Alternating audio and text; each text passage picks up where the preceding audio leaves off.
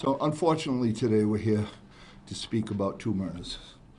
On the 15th of April, Brandon McKinney was shot on Salina Street while in his vehicle. He was taken to Rhode Island Hospital, was given treatment, and succumbed to his injuries Wednesday.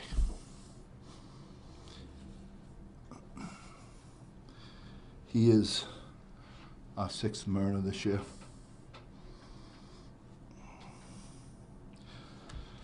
Last night, about 11:30, we had a victim who was shot on Indiana Avenue near Allens Ave. We believe this was due to some sort of drug deal.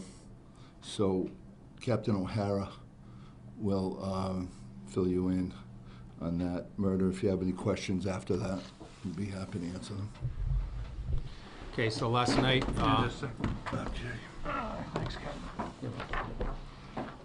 just before midnight, responded to Indiana Avenue for a report of a shooting. Found a male suffering from a gunshot wound. Providence Rescue responded, treated on scene, transported to the hospital where the male subject was pronounced dead. We do know that there was some kind of an argument outside a vehicle on Indiana Avenue just before the shooting.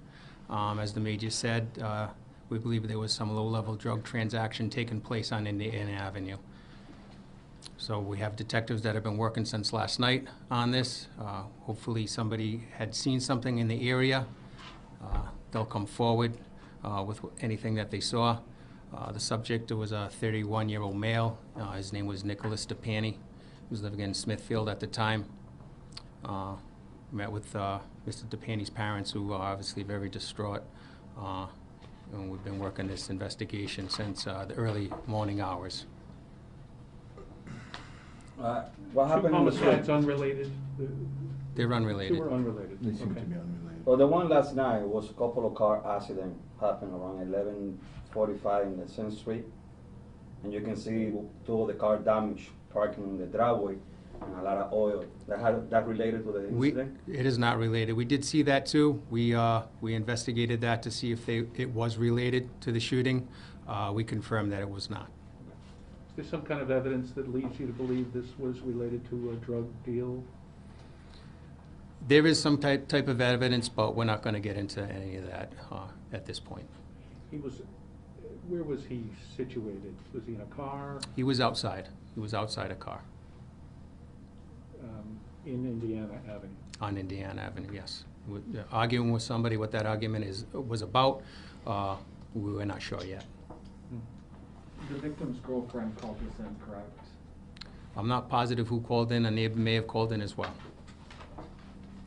I'm sorry, what was that last part? A neighbor may have called in when they heard a gunshot as well. Were you able to interview anyone there on scene? Have you talked to, were there more than just two people involved in this? We've talked to witnesses, but I'm not going to get into any of the witnesses or what they said to us. Could you spell both of the victims' names and watch it? Yeah, right. We'll do that after. Okay, thanks. In the first case, did you say that the victim was in a car when he was Yes. shot? Okay. And any leads in either case at this point? Well, so we are, like I said, they're works in progress now. We are making some progress with them. We really, as you know, don't discuss our investigations until they've come to an end. So, but they are actively being worked on. So, what are you asking for from the public? Are you looking for video, or are you looking for any information? Well, in all cases, we would always welcome any constructive help from the excuse me, I'm sorry. Okay, so I'll just go back with that. So in all cases, we look for help from the community, and we appreciate anything they can do for us. Any concern for murders in 10 days? Well, I mean, we've had upticks like that before. there are circumstances around, a few of them. We realize our guns, we've taken many guns off the street this year alone. Like we have taken so far 72 guns.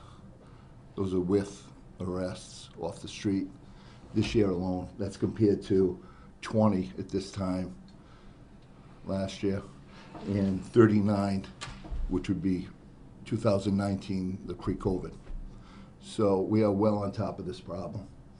And we're just doing the best we can with what we have to take as many guns off the street as we can. So far this year, compared to 2020 and to 2019, there's been more gun violence incidents at this point in the year. Do the police have any sense as to what's causing that? It seems like gang activity might be the problem. And what kind of strategies do you employ to curb this kind of community violence? Well, we've talked about that before, and we had surmised that a lot of guns were sold during the COVID pandemic, which put a lot more guns on the street. We all know what happened on Hawkins Street, where a certain individual bought 80 or 90 guns and sold them, and then tried to call and report them all stolen in a break. So there's guns on the street, we know that, and we are stepping up with our work to try and take as many off the street as possible. Just last week, two AR-15s were taken off the street by our intelligence unit. Narcotics got 3 more. It's just, we're working hard, and we're trying to get as many off the street as we can. Do you have any accounting of the Hawkins Street guns? Are any of these among the ones you've seized lately, or do you know? I'm trying to, I don't have the stats. I know we've gotten maybe 6 or 7 Hawkins Street guns, Yeah. so. What can you tell us about the Salina Street incident? Well, basically, Salina Street was, Mr. McKinney was in a vehicle with another person, and somebody opened fire. There was many rounds there, so we believe it might have been some sort of automatic weapon. How many times you got shot? How many times? That we don't usually release, but it was more than one. More than 5? Well, it was several times, we'll say. So, so that's being investigated now. So I really don't want to go into that too much. That's 6 and 7 homicides. 7 now. That's 7 now. Okay, all by gun. I believe you're right. Yeah. All right. So, like I said, we know what our problems are here, and we are definitely dealing with them. And as you see from the numbers alone, we have stepped it up.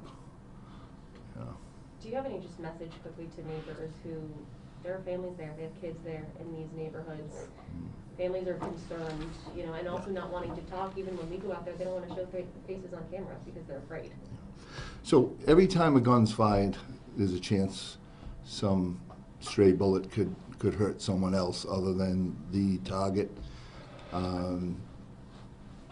I would say probably, I think every one of these murders were targeted at, the individual that was the victim. So, we worry, of course, like I said, the public is going to be worried about stray bullets, driving away fast in cars, so we understand that. But as far as people,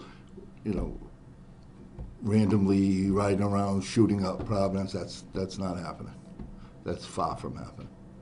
So these are isolated incidents, and like I said, we're making arrests, we're doing the best we can on these, and detectives are doing a great job. There's a lot of leads out there, there's a lot of work to do, and they're here around the clock. So.